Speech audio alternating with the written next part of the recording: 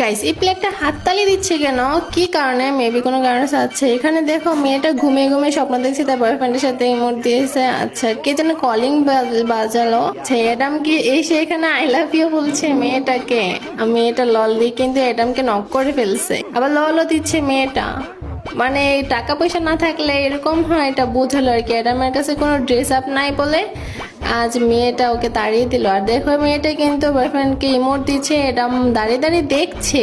Guys Adam কিন্তু খুবই রেগে গেছে কারণ ওকে ছেকা দিয়ে দিল।